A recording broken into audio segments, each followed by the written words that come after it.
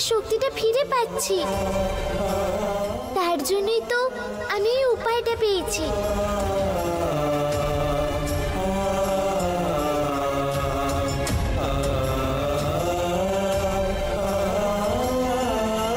দুর্গা, আমি তোকে বলেছিলাম না যে ঠিক সময়ে এসে আমি সবকিছু ঠিক করে দেব। হ্যাঁ, বলেছিলি তো।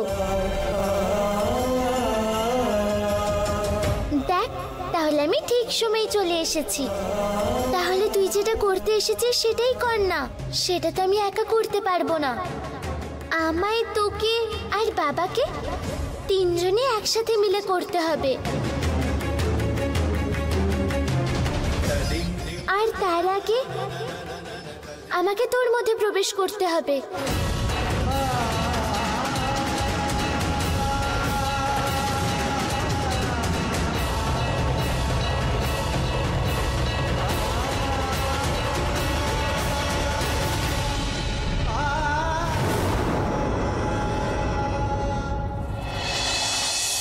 বাবা, এখন কিন্তু তোমার অনেক ইম্পর্টেন্ট কাজ আছে। বল শোনা। এসো আমার কাছে।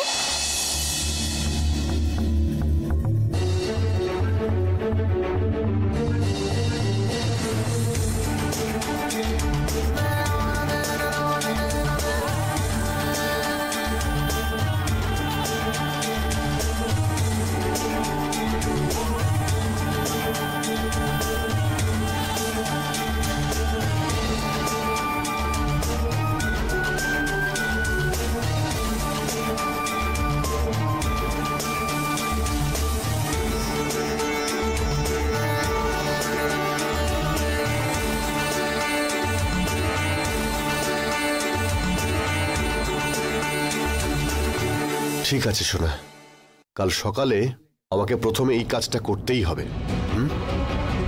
হ্যাঁ বাবা।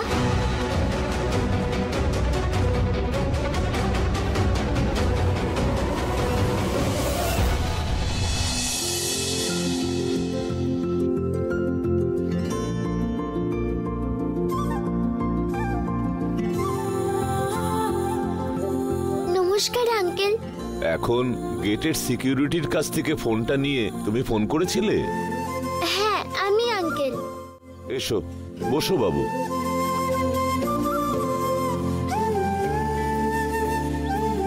নমস্কার, আমার নাম দুর্গা। ঠিক আছে, আমাকে খুঁজে আসার কারণ কি বলো? উমা গ্রুপ অফ কোম্পানিজের প্রাইসটা মিস্টার ভৈরবের পাওয়া উচিত, এই জাজমেন্টটা আপনিই দিয়েছিলেন না? হ্যাঁ, তার কারণ ওনার বাবার উইলে এটাই লেখা ছিল, আমার সমস্ত সম্পত্তি আমার প্রথম ছেলেই পাবে। প্রথম ছেলে উনি বলেই বোঝা গেল, আর কেউ ওটার বিরুদ্ধে কেস লড়েনি, ক্লেইমও পর্যন্ত করেনি।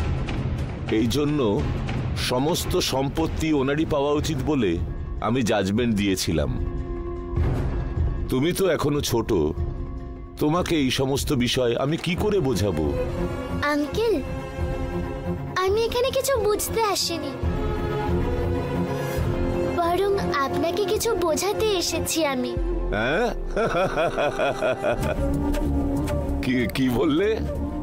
তুমি আমাকে আইনের বিষয় বোঝাতে এসেছো? কেন আঙ্কেল? শানমুখা ব্রহ্মাকে প্রাণমন্ত্র শেখায়নি নাকি? কি বলছো? তুমি তো খুবই ছোট, এইসব জানো তুমি? ইউটিউবে সব দেখেছি আমি। ভালো কথা।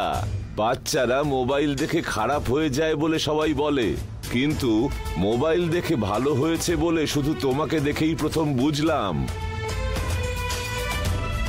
ছাড়ো দেখি, কি ব্যাপারে আমার কাছে এসেছো বলো তো? এখন আমার বাবা একটা গাড়ি চালায়, কিন্তু এই গাড়িটা আমার মায়ের নামে আছে। তাহলে গাড়িটা কার হলো?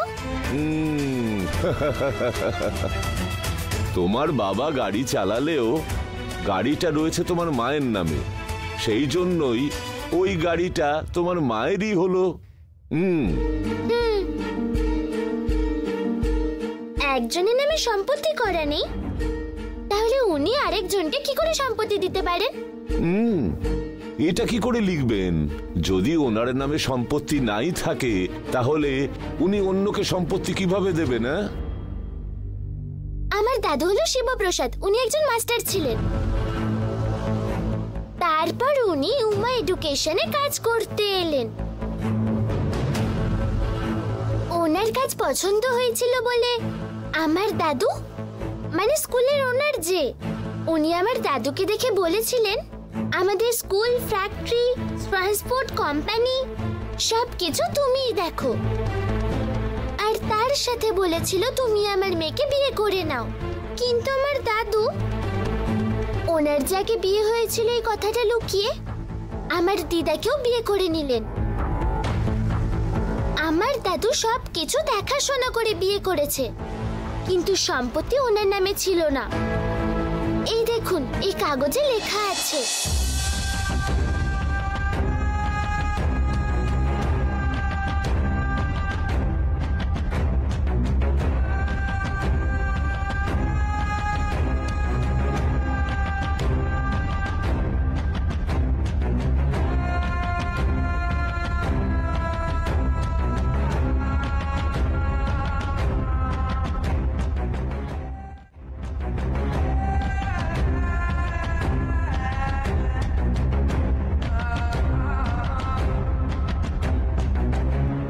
আরে রে রে, এসব কি?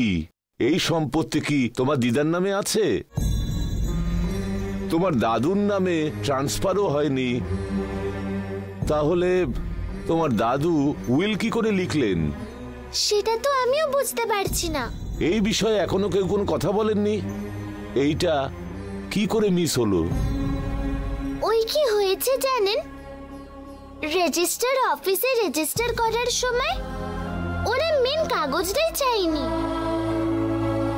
কার কার নাম আছে সেটা শুধু দেখে ওরা রেজিস্টার করে দিয়েছিল। তারপরে এর ব্যাপারে কেউ কোনো কথা বলেনি। আর এই মূল কাগজটার বিষয় তো সবাই ভুলে গেছিল। ঠিক আছে ঠিক আছে, আমি এই ডকুমেন্টসগুলো আরেকবার পড়ে নিয়ে এটার স্টাডি করে আরেকবার রিজাজমেন্ট দেব। ঠিক আছে আঙ্কেল, এবারে আমি আসছি। Thanks uncle. ঠিক আছে বাবু, হ্যাঁ 1 মিনিট বসো।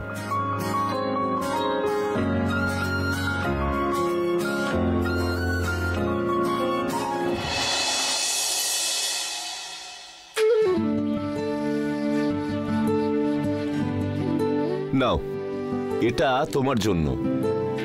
এটা আমার নাতনি রেখেছিল, এটা তোমাকে দেব বলে ওখান থেকে চুরি করে আনলাম। আরে, এটা কেন চুরি করতে গেলেন? আপনার নাতনি যদি আপনার উপর কেস করে দেয় তাহলে জাজমেন্ট কে দেবে? আমার নাতনি আমার বিরুদ্ধে কেস করবে না। কেন বলো তো? ওকে এটার মতন 10 খানা এনে দেব। Thank you uncle. আঙ্কেল, এবার আমি আসছি। ঠিক আছে, সাবধানে এসো মা। By.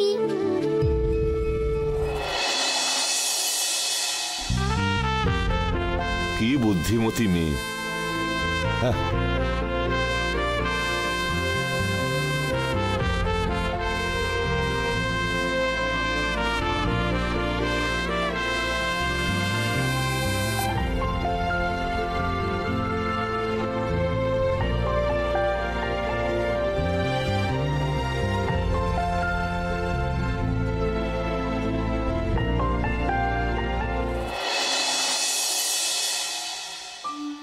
Uma educational trust and industries এর সম্পর্কে সম্পত্তি ভাঙার সম্বন্ধে পুরো সম্পত্তি লেট শ্রীমতী উমা দেবীর নামে থাকার কারণে লেট শিবপ্রসাদের এটার উপরে কোনো অধিকার ছিল না।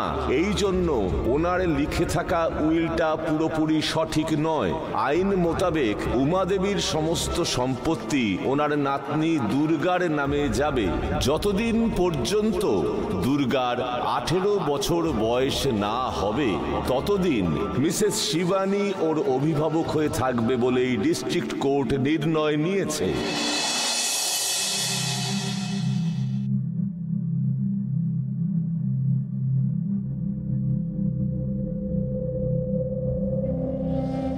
সায়ন দাদা, ওই ভৈরবের সম্পত্তি যে ৯৯ বছরের জন্য লিজে নিয়েছিলাম, রেজিস্টার অফিস থেকে ওটা রিটার্ন করেছে। না এসে আর কোথায় যাবে? সম্পত্তি যে ভৈরবের না সেটা তো জাজমেন্টে চলে এসেছে।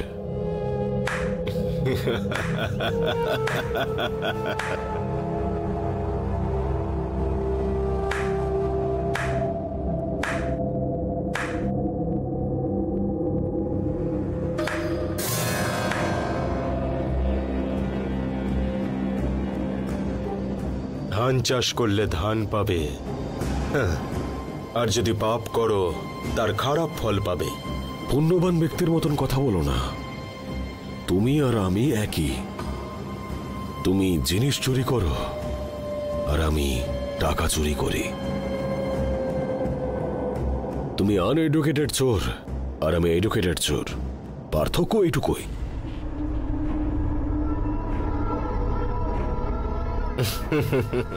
সে যাই হোক, আমাকে তুমি ঠকিয়েছ, কিন্তু উপরওয়ালা তোমাকে শাস্তি দিয়ে দিল। তুমি কষ্ট করে সম্পত্তি অর্জন করেছ, একজনকে ঠকিয়ে নিজের নামে করে নিয়েছ, সে তোমাকে ঠকিয়েছে।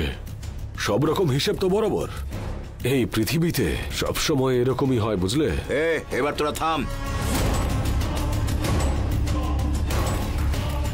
সব কটা মূর্খ, লজ্জা করে না তোমাদের?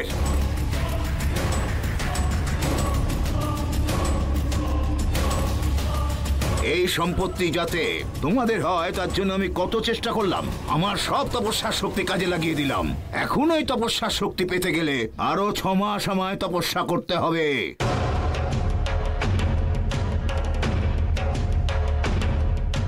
সব আমার ব্যর্থ করে দিলে তোমরা।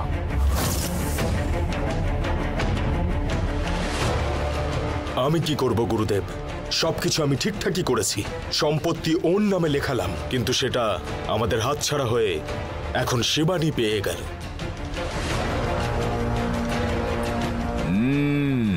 তুই সব কিছু ঠিক করেছিস, কিন্তু মাঝে ওই উমার আত্মা এসে সব কিছু খারাপ করে দিল।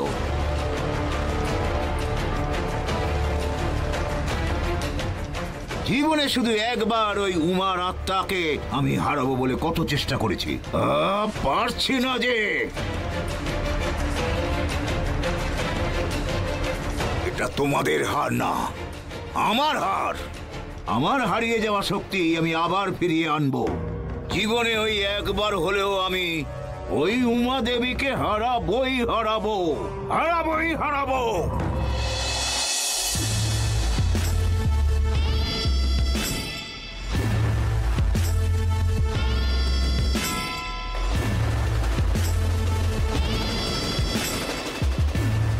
বেচারা গুরুদেব আমাদের জন্য যথাসম্ভব সাহায্য করেছেন, কিন্তু আমাদের কোনো কাজেই এলো না সেসব। সেটা এভাবে বলা সম্ভব না। একবার শিবানীর গর্ভে জন্মানো উমাকে আমরা শেষ করে দিয়েছিলাম। ও যদি আবার জন্ম নিয়ে থাকে তাহলে ওকে তাড়াতাড়ি মেরে ফেলতে হবে।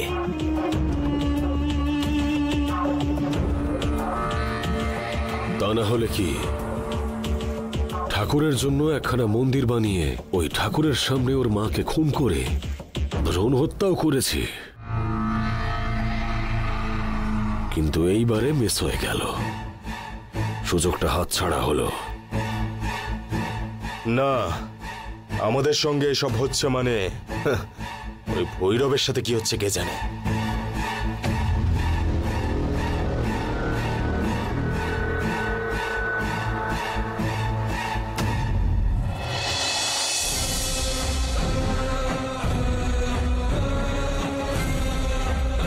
চল বেরো বেরো এখান। কি দেখছিস? যা তুই।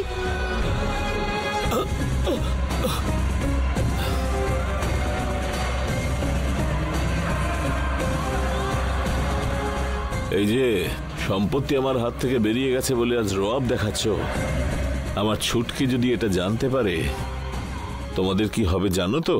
হ্যালো, মাথাটা নামাও। তোমার বাড়ি কোথায়? দীঘায়। তাহলে এখানে কি করছো? বাড়ি যাও না। এই তোকে বেরোতে বললাম না?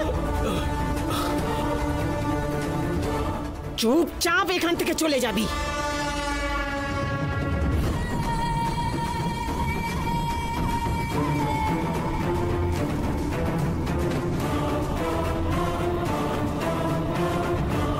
বেরো এখান থেকে। ভুলে আর এই বাড়ির দিকে তাকাবি না। যদি এই বাড়ির দিকে তাকাস না, চোখ গেলে দেব।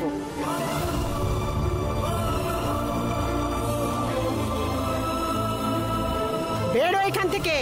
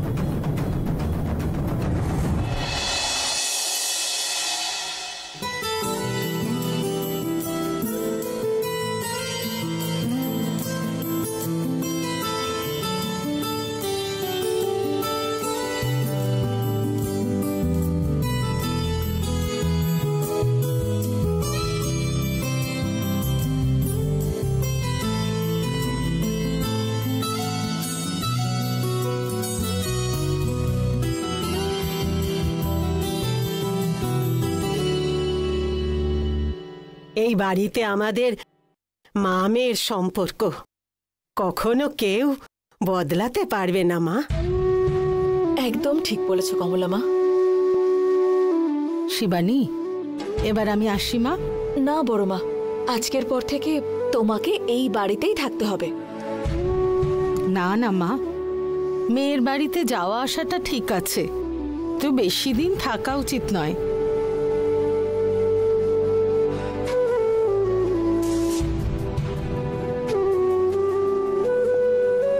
তাছাড়া গ্রামে আমার ছেলেটা একা আছে, আমি না থাকলে ও একেবারে জলে পড়বে।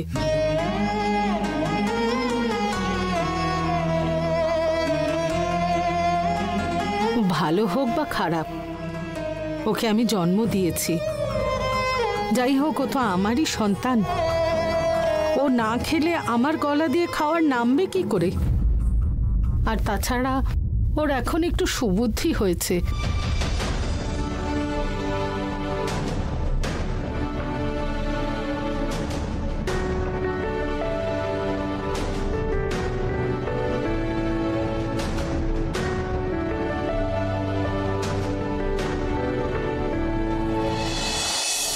এই সুযোগে ওকে বদলাতে হবে। এবারে আমি আসি।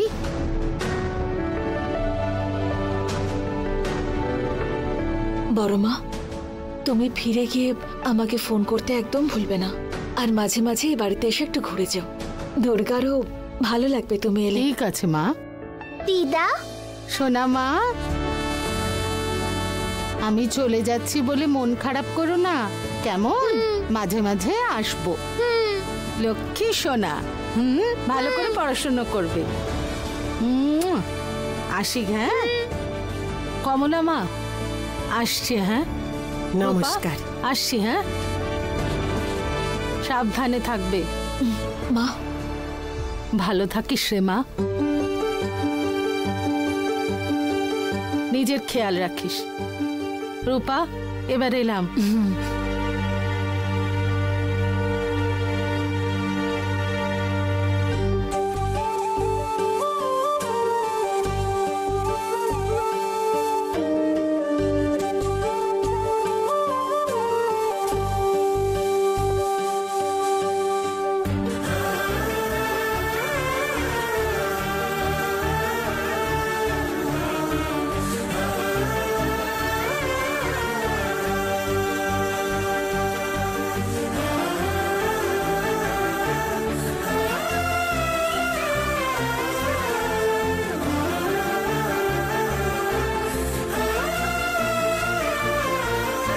কেন দিদি এইভাবে দেখছো?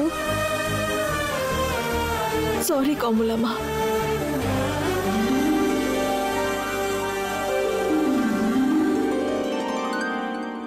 আমাকে সরি বলো না, তুমি বলো না, আমার কান্না পাচ্ছে। রূপা,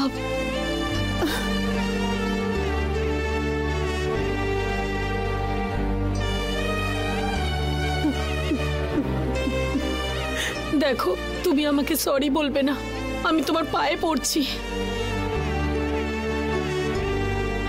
আমি এতদিন ধরে তোমাদের সবার সাথে এত খারাপ ব্যবহার করলাম।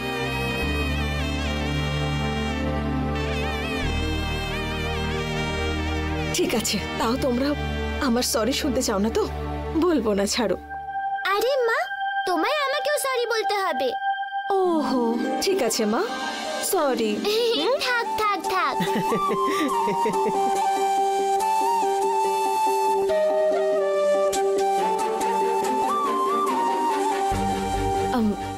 কমলা মা, ঠাকুর ঘরে কর্পূর আছে তো? আমি বলবো বলে ভাবছিলাম, কিন্তু তুমি যদি আবার রাগ করো তাই বলিনি। এখন আমি আর সেই খারাপ শিবানী নেই, আমি পুরনো শিবানী। তাহলে এসো, আছে।